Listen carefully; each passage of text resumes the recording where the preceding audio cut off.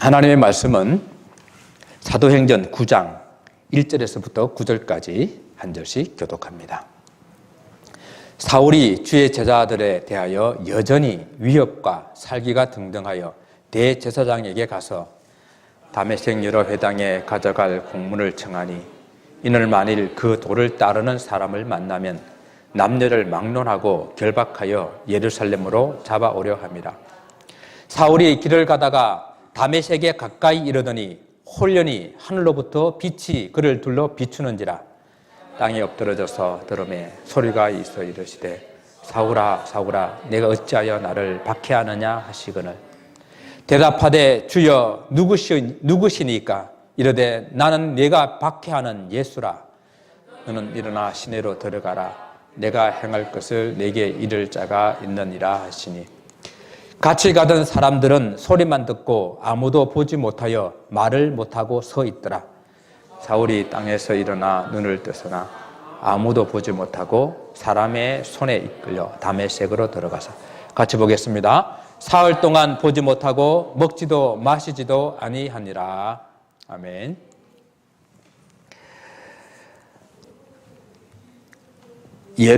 예루살렘에서 시작한 복음이 유대와 사마리아와 땅끝까지 퍼져나가는 사건에 우리 하나님께서 어떻게 역사하셨는지, 어떤 사람들을 사용하셨는지 사도행전을 통해서 함께 살펴보고 있습니다.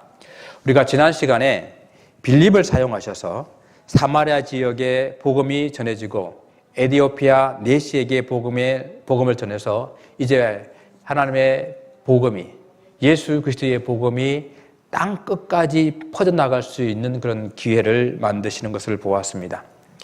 오늘은 이제 또한 한 사람에게 복음이 전해지면서 하나님의 세계 선교에 대한 그 비전을 이루어 나가시는 것을 보게 됩니다. 그 사람이 바울입니다. 오늘은 바울 되기 이전에 사울이 주님을 만나는 사건입니다. 정말 이것은 사울 개인에게 있어서도 가장 중요한 사건이요, 기독교 역사에서도 너무도 중요한 하나의 사건이 됩니다. 사울이라는 이 이름이 사도행전 7장에서 등장하기 시작합니다. 스데반 집사를 성 밖으로 내치고 돌로 쳐서 죽일 때에 증인들이 옷을 벗어 사울이라 하는 청년의 발 앞에 두었다라고 기록하고 있습니다. 우리가 이 일을 볼 때에 사울은 스데반 집사를 죽이는 그 일에 그냥 구경꾼으로 있는 것이 아니라 아주 주도적인 역할을 하고 있는 그런 위치에 있었다는 것을 알 수가 있습니다. 그리고 8장에 보게 되면은 사울이 교회를 잔멸하려고 각 집에 들어가서 남녀를 끌어다가 옥에 넘기는 일을 아주 주도적으로 해나가고 있음을 보게 됩니다. 오늘 이 9장 말씀에서는 사울이 기독교인을 박해하는 일에 아주 전면에 나서고 있는 것을 보는데, 드디어 9장에서 사울이 주의 제자들에 대하여 여전히 위협과 살기가 등등하여라고 본문은 시작을 합니다. 9장에서 이 사울의 주의 제자들에 대해서 여전히 위협과 살기가 등등하다는 이야기는 그의 마음에 있는 그런 광기가, 그런 위협이 아주 최고도에 달했다라고 우리가 이해할 수 있는 것입니다. 사울이 주의 제자들을 없이 하고자 하는 그 마음이 없어지지 아니하고 계속 있다가 지금 그냥 그 마음에서 아주 미움과 위협과 살기가 최고도로 도달했을 때에 그는 대제사장에게 가서 다메섹 여러 회당에 가서 내가 그 사람들을 체포할 수 있는, 끌고 올 수 있는 그런 공문을 청하여서 이를 예루살렘을 떠나서 다메섹으로 가려는 그런 계획을 가지게 된 것입니다. 여러분, 다메섹은 예루살렘에서부터 약 220km 떨어져 있는 그런 도시예요. 그러니까 쉬지 않고 계속 걸어가도 일주일 이상이 걸리는 그러한 거리에 있었습니다. 이 정도 보게 되면 이 사울이 그 열심이 얼마나 특심했는지 우리는 알 수가 있습니다.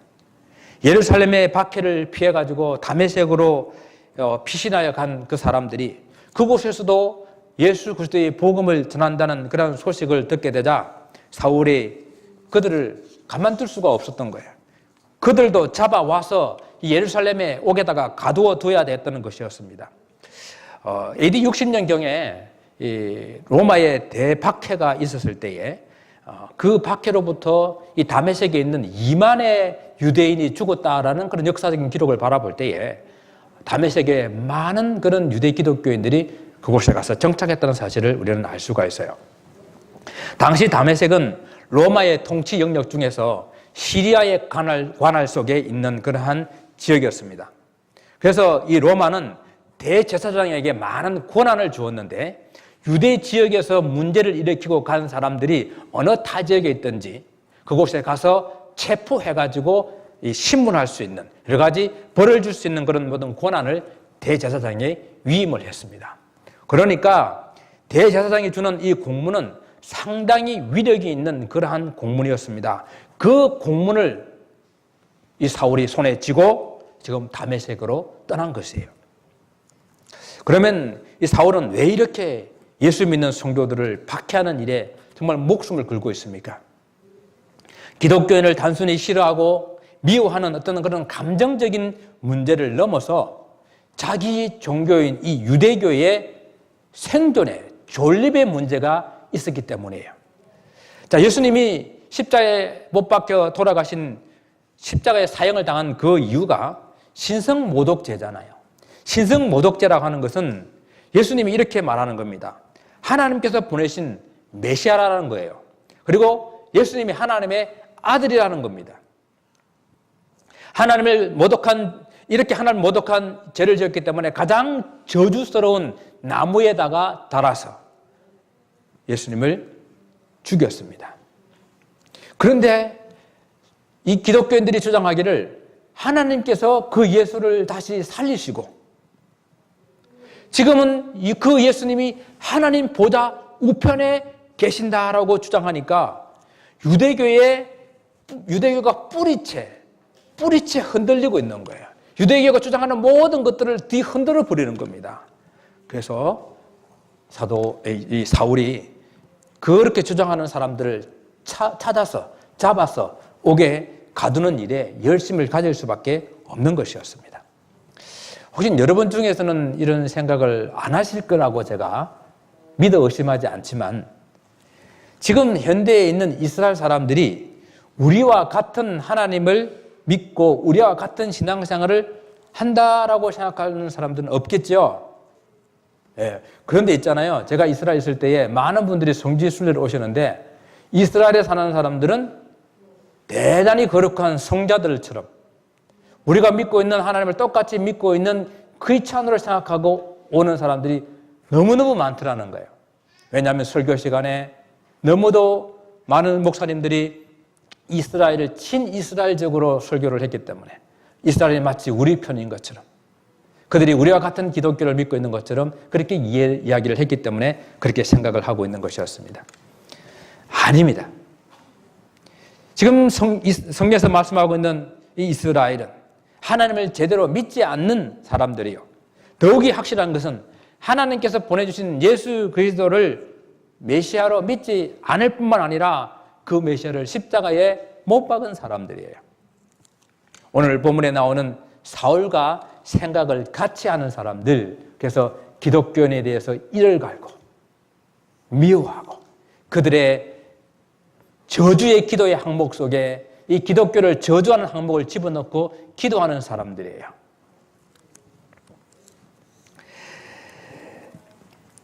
바울이 가진 이 위협과 살기는 바로 이러한 예수 믿는 사람들에 대한 것이었다라는 것을 우리는 먼저 이해하지 않으면 안 됩니다. 다메섹으로 떠날 때에 그의 종교적 열심이 정말로 최고도로 달했을 때에 예수 믿는 사람들을 체포하여서 예루살렘으로 압송할 그런 권한을 그 손에 가지고 있었다는 것이죠. 어떻게 하든지 예수 믿는 사람들을 잡아서 더 이상 그 도가 세상에 퍼져가지 못하도록 막고자 하는 사명이 이 사울에게 있었습니다. 예수 믿는 사람들을 잡아서 옥에 가두고 교회를 완전히 파괴하겠다는 생각이 그 머릿속에 꽉 차 있었다는 것입니다. 그래서 저는 이 부분을 이렇게 말하고 싶어요. 사울이 다메섹으로 가고 있는 이 사건은 주의 복음이 예루살렘을 넘어서 유대를 넘어서 사마리아를 넘어서 온 세상에 땅끝까지 퍼져나가려고 하는 그 길목에 문을 딱 막고 서 있는 그러한 모습. 그 정점에서 이 사울이 온몸으로 그 복음이 선포되고 전파돼 나가는 그 일을 막아보려고 하고 있는 그 모습으로 저는 보고 싶습니다. 그리스도의 복음이 주님의 말씀에 따라 세상 끝까지 전파되려고 하는 그 일을 막아 서 있는 그런 사울의 모습을 한번 보시기 바랍니다. 우리가 사울이 바울이 되어서 주의 복음을 위해서 이룬 그 업적을 우리는 이 서신서를 통해서 보고 있잖아요. 사도행전을 통해서 보고 있잖아요. 우리가 그것을 생각해 보게 될 때에 사울이 가지고 있는 그 개인의 캐릭터, 그 가지고 있는 그 성격, 열심, 그 가지고 있는 지식, 지혜, 이런 모든 것들을 사용해가지고 그가 정말 유대교를 위해서 온 생명을 바쳤다면 어떻게 되었을까 한번 생각을 해보았어요. 그때 다메섹에서 주님을 만나지 못하고 그가 정말 유대교를 위해서 온 생명을 바쳐서 예수 믿는 사람들을 잡아 죽이는 그런 삶을 살았다면 어떻게 되었을까 생각을 해보았습니다. 물론 하나님께서 그렇게 놓아두지는 않겠지만 말입니다. 오늘 사울이 다메섹을 향하여 가고 있을 때에 갑자기 하늘로부터 빛이 그를 둘러 비추었습니다. 그 빛이 얼마나 강했던지 사울이 그 자리에 엎드러졌습니다. 주님의 복음이 세상으로 퍼져나가는 것을 막으려고 혈안이 되어서 위협과 살기가 등등하고 그 손에 그 마음대로 할 수 있는 권한을 가지고 있던 이 사울을 가로막기 위해서는 주님께서는 아주 강한 빛으로 그에게 찾아오신 것입니다. 주님께서 이 땅에 오실 때는요, 인간의 육신을 입고 오셨기 때문에 사람들이 볼 때는 그저 평범한 한 사람으로 생각하실지 모르겠습니다. 그러나 우리의 주님은 본래 하나님이셨습니다. 맞습니까? 우리 주님은 하나님이세요. 우리가 감히 그 앞에 설 수가 없고 그를 바라볼 수 없는 하나님이십니다. 주님께서 하나님 모습으로 만약 나타나셨다고 한다면 그 앞에 아무도 설 수가 없을 텐데 주님께서는 그렇기 때문에 단지 그 영광의 광채로만 눈을 비추어도 우리 눈을 뜰 수가 없는 그런 하나님이었습니다. 우리가 얼마 전에 달의 그림자가 태양을 완전히 가리는 그런 계기일식이 있었잖아요. 여러분 기억하시죠? 사람들이 그 특수 안경을 쓰고 이 달의 그림자에 가려진 태양을 이렇게 바라보면서 이렇게 감상하는 그런 사람들이 아주 많았습니다. 특수 안경 없이 계기일식을 보다가 많은 사람들이 시력에 문제가 생겨서 병원을 찾았다고 그래요. 아주 많은 사람들이 안과를 찾았다고 그러는데 저도 우리가 살고 있는 지역에는 61%만 가린다 그래가지고 그 시간을 계속 기다리고 있다가 하늘을 쳐다봤습니다. 아주 무식하죠. 한참 동안 눈이 시리고 잘 보이지도 않고 요즘 눈 좀 더 나빠진 것이 그 때문인가라고 생각도 이렇게 한번 해보게 되는데 하나님께서 창조하신 태양도 우리가 감히 쳐다볼 수가 없고 달의 그림자로 그 대부분을 가려주어도 우리는 그것을 쳐다볼 때에 우리는 시력을 잃게 되는 그러한 빛인데 하물며 빛 그 자체이신 주님의 광채를 비추이면 어떻게 되겠습니까? 그래서 요한계시록에서는 그 나라에는 태양의 빛도 달의 빛도 필요가 없다고 그랬어요. 왜냐하면 주님이 빛이시기 때문에. 그 주님이 영광의 빛이 온 세상을 비추기 때문에 사울은 그 빛 앞에 완전히 압도되어서 땅에 엎드러진 것입니다. 그리고 하늘로부터 음성이 들립니다. 사울아, 사울아, 내가 어찌하여 나를 박해하느냐? 주여 누구시니까? 나는 네가 박해하는 예수라. 이 하늘로부터 들리는 이 음성은 그 빛의 실체가 무엇인지, 이 빛이 무엇인지, 누구인지, 누구의 광채인지 정확하게 알려주시는 음성이었습니다.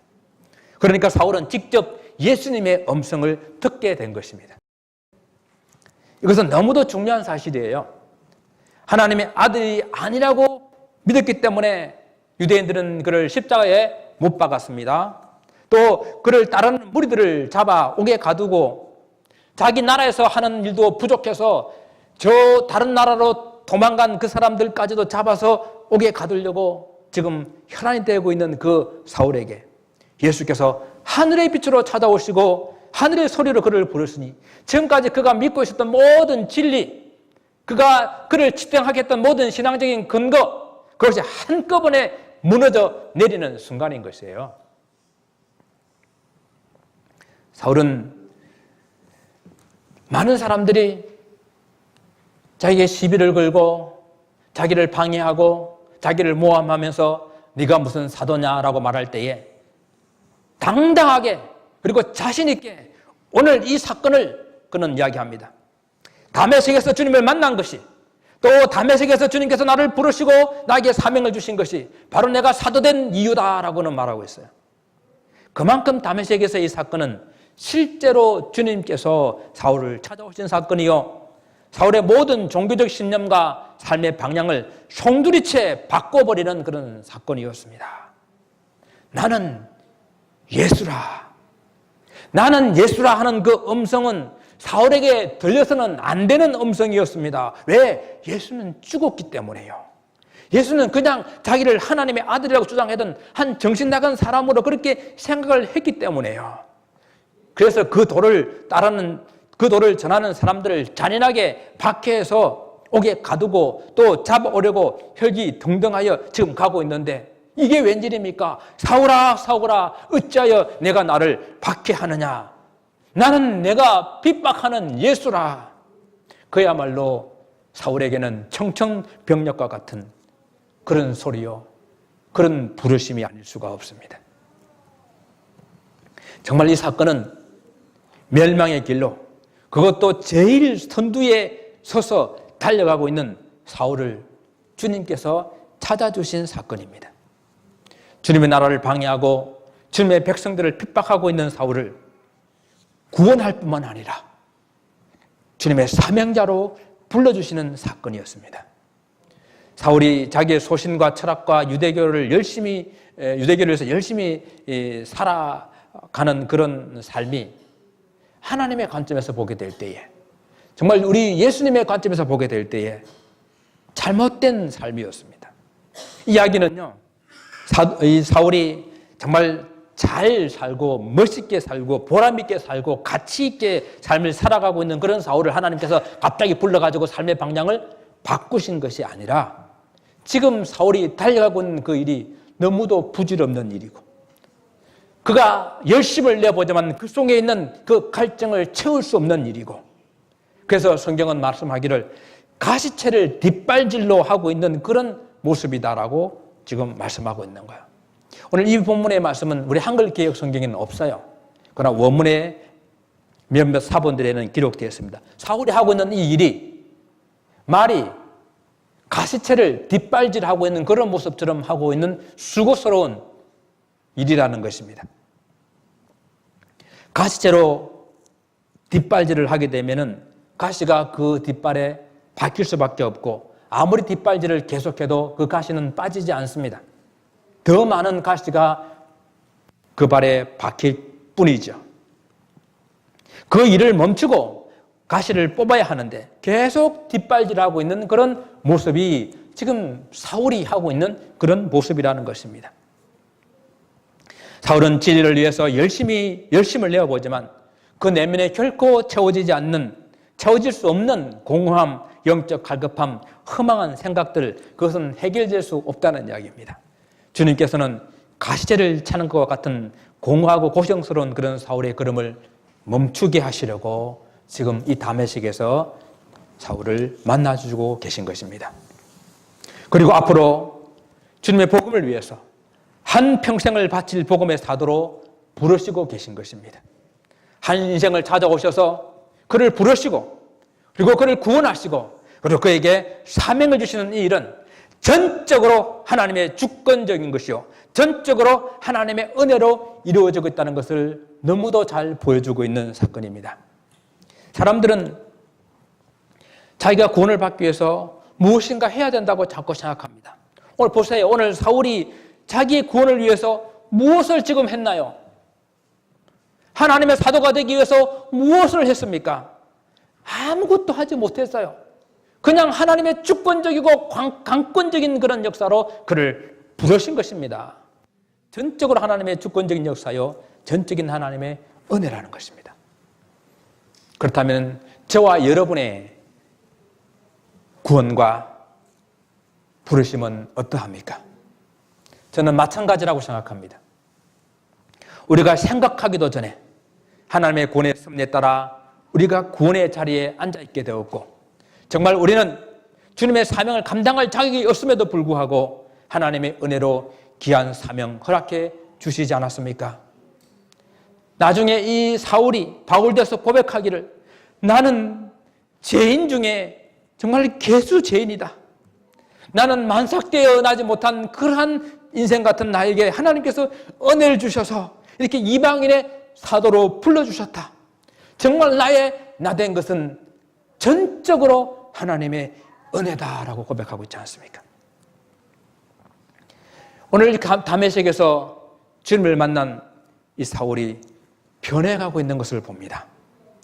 그러나 아직도 이 사울은 주님의 제자로 복음의 사도로 쓰임받기에는 턱없이 부족한 그런 모습이어서 많은 훈련의 과정들이 필요한 것으로 압니다. 그래서 주님께서 그 이후의 일들을 지시하고 있지 않습니까? 너는 일어나 시내로 들어가라. 내게 행할 것을 이룰 자가 있느니라. 주님께서 사울을 불러주셨지만은 이제 그 이후의 과정들, 훈련된 과정들은 하나님의 사람들과 더불어 살아가면서 훈련받게 하시는 거예요. 저는 이것이 교회라고 생각해요. 이것이 주님께서 이 땅에 교회를 세우시고 우리를 함께 더불어서 이렇게 신앙생활을 해라고 하는 그 이유라고 생각합니다.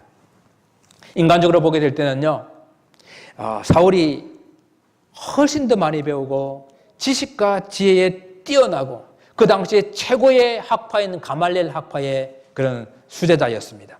또한 그 손엔 권력도 있었어요. 그렇지만은 그렇게 유명하지도 않는 그냥 기도하는 하나님의 사람 아나니아에게 그를 보냅니다. 저는 하나님의 사명을 감당하기 위해서는 먼저 이렇게 자신의 힘을 빼고 철저하게 낮추어지고 주님만 바라볼 수 있는 그런 사람으로 만드시는 것이 먼저라고 생각해요. 그리하여 사울은 이제 자기 스스로는 아무것도 할 수가 없는, 정말 앞이 아무것도 보이지 않는 그런 모습으로 다른 사람들의 손에 이끌려서 가고 있는 그런 모습입니다. 주님의 영광의 빛을 본 순간 그 눈은 완전히 시력을 잃었습니다. 사울이 눈을 떴지만은 아무것도 보이지 않아서 사람들의 손에 끌려서 지금 다메섹으로 들어가고 있지 않습니까?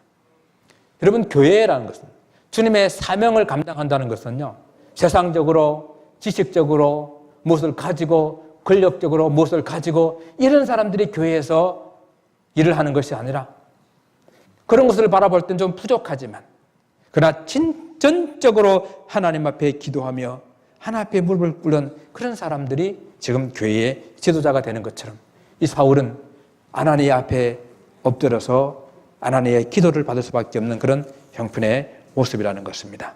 제가 볼 때는 이것이 맞는 순서 같아요. 주님의 일을 맡기 전에 먼저 우리가 배워야 할 것은 철저한 겸손입니다. 철저하게 주님 앞에 엎드리는 모습이에요. 자기를 내려놓고 내 지식도 내 경험도 주님 앞에서 아무것도 아닌 것으로 내려놓을 때에, 그때에 주님께서 우리를 쓰시는 것입니다. 오늘 사울에게 있어서 이 다메섹 사건은 너무도 엄청난 충격적인 사건이었습니다. 사흘 동안 보지도 못하고 먹지도 못하고 마시지도 아니했다고 성경 기록합니다. 과연 주님의 복음이 땅끝까지 퍼져나가는 이 일에 쓰임을 받기 위해서 오늘 한 사람을 부르시고 한 사람을 구원하시고 그 한 사람에게 사명을 주시는 이 일에 하나님께서 어떻게 준비해 가시는지를 우리에게 보여주고 있는 것입니다. 보세요. 유대교를 위해서 목숨을 건 사람이에요. 유대교의 생명을 위해서 목숨을 건 사람이었습니다. 자기 나라뿐만 아니라 자기 지경을 넘어서서 이방 지역에까지 가서 자기 유대교를 위해서, 유대교를 방해하는 세력들을 다 처단하기 위해서 저 땅끝까지 갈 수 있는 그런 사람 사울을 하나님께서 부르셔서 그를 바울 만드셔서 정말 복음이 땅끝까지 전파되는 그 일에 사용하고 계시잖아요. 이것이 하나님께서 사람을 부르시고 쓰시는 방법입니다. 저는 과연 이 이방인 전도는 사울로 시작해서 사울로 꽃을 맺는다라고 이렇게 정의를 할 수 있겠습니다. 예루살렘의 복음의 불꽃이 활활 타오를 때에 그 불꽃을 꺼버리기 위해서 박해라는 바람을 불었잖아요. 그 현장에 이 사울이 있었어요. 스데반을 죽이는 그 현장에 사울이 있었어요. 사람들을 옥에 갇히는 그 일에 사울이 있었어요. 그리고 다메섹으로 떠난 사람들을 잡아 죽이는 그 현장에 사울이 있었습니다. 예루살렘에 피어있는 민들레 한 송이, 제가 3주 동안 계속해서 비유로 말씀하고 있습니다. 그 민들레 한 송이에 정말로 아름답게 홀씨가 이렇게 하얗게 피어올랐어요. 너무도 예뻐요. 그런데 그 홀씨를 망가뜨리려고 바람을 훅 불어버리는 사람이 바로 이 사울이라는 것입니다. 그런데 그 홀씨가 사방으로 퍼져갑니다. 바람을 따라 저 사방으로 퍼져갑니다. 그래서 이 사방으로 퍼져버린 그 홀씨를 이제는 없애려고 달려가고 있는, 사방으로 동분서주하고 있는 이 사울을 주님께서 꽉 붙드셔서 이제 바울되게 하신 것입니다. 하나님의 섭리가 참으로 오묘하지 않습니까? 저는 이것이 하나님의 선교, 하나님의 미션이라고 생각합니다. 하나님께서는 선교의 주체가 되셔서 교회와 그 성도들을 도구로 사용하고 계시다고 하는 증거를 보여주는 것입니다. 오늘 21세기의 사도행전을 우리가 함께 지금 써나가야 되는데, 저 여러분의 이 삶도 주님의 복음을 위해서 이렇게 쓰임받는 삶이 되시기를 주님의 이름으로 축원을 드립니다. 이방인의 사도로 부르시기 위해서 이 다메섹에서 주님께서 사울을 만나주시는 이 사건을 우리가 생각하면서 오늘 4절과 5절 속에 들어있는 아주 귀한 교훈을 함께 살펴보고 설교를 마치기를 원합니다. 우리는 사도행전을 통해서 정말 교회다운 교회가 무엇일까? 정말 참 교회의 모습이 무엇일까? 계속 고민하면서 배우고 있습니다. 사울이 예수 믿는 성도들을 지금 박해했고, 그리고 초대교회를 잔멸하려고 박해하고 있는데, 그 사울을 만나서 주님께서 지금 뭐라고 말씀하고 있느냐 하는 이야기예요. 사울아, 사울아, 어찌하여 나를 박해하느냐? 그리고 나는 내가 박해하는 예수다라고 말씀하고 있는 거예요.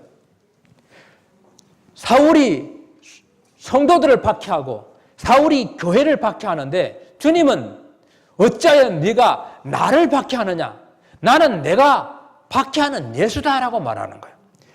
주님께서는 성도들과 예수님을 자신과 동일시하고 있는 거예요.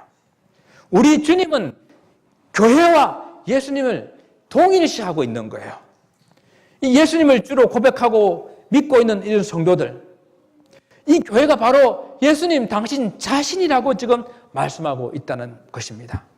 우리가 이것은요, 우리가 교회가 무엇이냐라고 정의하게 될 때에 깨달아야 할 중요한 진리의 말씀 아닙니까? 교회는 건물도 아니고, 교회는 어떤 권력을 가지고 행사하는 어떤 저런 조직도 아니고, 예수님을 나의 구세주로 믿고 고백하는 저와 여러분이 모였을 때에 이것이 교회 아닙니까?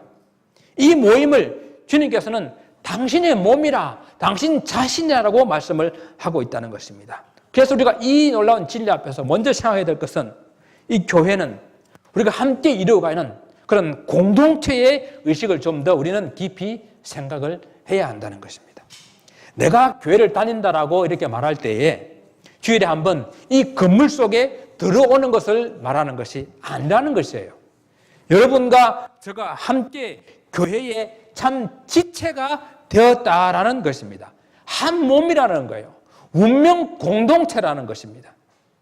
그래서 우리는 성도 중에 어려운 일을 당하면 정말 그 일이 내가 당한 것처럼 함께 아파하며 기도할 수 있어야 되는 것입니다.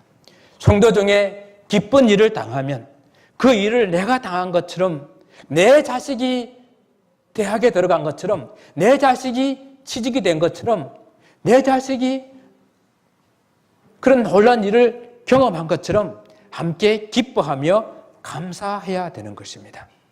성도 중에 어떤 일로 낙심하면 무슨 일로 낙심했을까? 혹 내가 상처를 주지는 않았을까? 나의 무심결에 내뱉은 말이, 나의 무심결의 한 행동이 저를 힘들게 하고 있는 것은 아닐까? 우리는 고민하며 자기를 돌아보는 그런 지체의식, 공동체의식이 우리 속에 있어야 한다는 것입니다. 또한 주님께서 내 몸이다, 내 교회다라고 말씀하시는 이런 말씀은 성도 한 사람 한 사람, 성도 한 분 한 분이 한 분에게 우리가 대할 때에 주님에게 대하는, 주님께 하는 행동으로 우리는 해야 된다는 것입니다. 주님께서 성도들을 박해하는 것을 곧 주님 당신을 박해하는 것으로 말씀하시고, 주님 교회를 박해하는 것을 곧 주님 당신을 박해하는 것으로 말씀하고 있지 않습니까? 성도들을 힘들게 하고, 성도들을 아프게 하고, 성도들에게 상처를 주는 것이 곧 주님을 힘들게 하고, 주님을 아프게 하고, 주님께 상처를 주는 일이 된다는 것을 깊이 깨달아 알아야 한다는 것입니다. 우리가 교회를 이루며 같이 신앙생활을 할 때에 늘 항상 조심해야 할 부분입니다. 주님은 성도들과 자신을 분리시킬 수 없고 교회와 당신을 분리시킬 수 없는 분이라고 지금 말씀하고 있는 것입니다.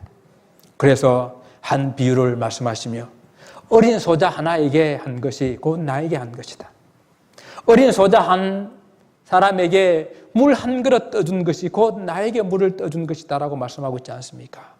감옥에 갇힌 한 사람을 돌아보는 것이 곧 나를 돌아보는 것이라고 말씀하고 있지 않습니까? 그렇다면 반대로 소자 한 사람에게 한 행동, 소자 한 사람에게 하지 않은 일들, 힘들고 어려운 사람을 돌아보지 않은 그 일들, 그것은 곧 우리가 주여 주여 하지만 주님께 하지 않은 것과 같다는 사실을 기억해야 한다는 것입니다. 우리는 오늘 이 본문의 이 말씀을 생각할 때에 또한 우리에게 큰 위로를 주는 그러한 말씀인 것을 압니다. 초대교회 성도들이 사울에게 박해를 받고 고향을 떠나서 사마리아로, 다메섹으로, 저 세상으로 흩어졌을 때에 주님께서 분리될 수가 없기 때문에 주님께서 그들과 함께 하셨다는 것입니다. 주님과 성도가 분리될 수 없기 때문에 고난받는 그 자리에 함께 계셨고, 모욕받고 침뱉음 받고 비참하게 쫓겨나는 그 순간 그 자리에 우리 주님께서도 그들과 함께 계셨다는 사실이 얼마나 큰 힘과 소망이 되었겠습니까? 그렇기 때문에 초대교회 성도들은 이 사실을 믿고 알았기 때문에 기꺼이 고난 속에 그들을, 그리고 핍박 속에 그들을, 많은 죽음 속에 그들을 담대하게 내어놓을 수가 있었던 것입니다. 사랑하는 성도 여러분, 주님께서는 당신의 몸과 우리를 결코 분리시킬 수 없다고 말씀하십니다. 무더운 여름날 땀 흘리며 수고하시는 그 현장에 홀로 있다고 생각하지 마시기 바랍니다. 오랜 시간 운전대를 붙들고 씨름할 때에 결코 홀로 있다고 생각하지 마시기 바랍니다. 뜨거운 불 앞에서 땀 흘리고 있을 그때에 결코 내가 홀로 있는 것이 아닙니다. 어렵고 힘든 일도 씨름하고 고민하고 잠 못 이룰 그때에 결코 홀로 있다고 생각하지 마십시오. 주님은 우리와 분리될 수가 없는 분이십니다. 교회의 본질이 주의 복음을 전하는 일이라고 우리가 늘 생각하고 또 주장하고 있는데, 우리가 주님의 복음, 이 복음 전하는 이 일을 위해서 땀 흘리고 애쓰고 수고할 때에 우리 주님께서 얼마나 기뻐하실까 생각해 보셨습니까? 복음을 위해서 우리의 시간을 내고 우리의 물질을 쓰고 우리의 마음을 쏟을 때에 우리 주님께서 얼마나 기뻐하실까 생각해 보셨습니까? 상처 있고 시험받아 괴로워하는 사람들을 주님 이름으로 찾아가서 돌아보고 위로할 때에 또 우리 주님께서 얼마나 기뻐하실까 생각해 보셨습니까? 교회는 주의 복음을 위해서 주님으로부터 부름을 받은 사람들이 모여 있는 곳입니다. 주님께서 우리와 함께 해주시겠다고 또한 약속하시면서 이제 우리를 그 주의 복음을 위해서 오늘도 저 세상으로 우리를 파송하십니다. 교회가 할 일은 이렇게 매주 세상으로 파송될 하나님의 백성들을 말씀으로 훈련하고 위로하고 격려하고 함께 기도하여 저 세상에서 지치지 않고 넘어지지 않도록 힘주는 이 일로 우리가 함께 하는 것입니다. 기꺼이 주님의 복음을 위해서 파송되어 나가시게 될 사랑하는 성도 여러분, 주님께서 이 한 주간도 함께 하시고 순간순간 하나님의 영광을 드러내는 복된 삶이 되시기를 주님의 이름으로 축원을 드립니다. 기도하겠습니다. 아버지 하나님 감사합니다. 주님은 결코 우리와 함께 떨어질 수가 없는, 우리로부터 분리될 수가 없는, 우리 교회로부터 분리될 수가 없는 분이라 말씀하셨습니다. 그러게 우리의 모든 삶의 현장에 함께 하셨고 동행하셨던 주님, 오늘 우리를 저 세상 가운데에 파송하여 내보내실 때에 주님께서 함께 해주시겠다고 약속하시니 주님과 함께 이 한 주간도 승리하게 축복하여 주시옵소서. 감사하며 예수님 이름으로 기도드리옵나이다. 아멘.